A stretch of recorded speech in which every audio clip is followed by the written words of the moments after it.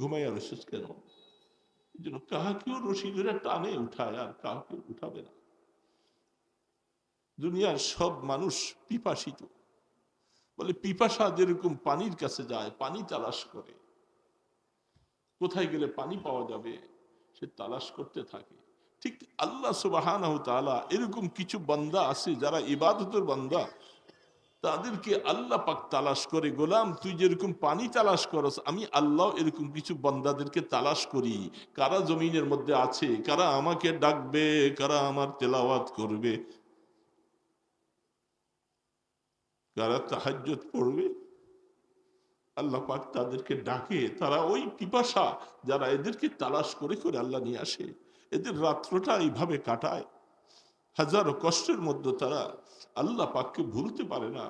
রাতে আরামের বিছানাকে ছেড়ে দিয়ে উঠে যায়, উঠে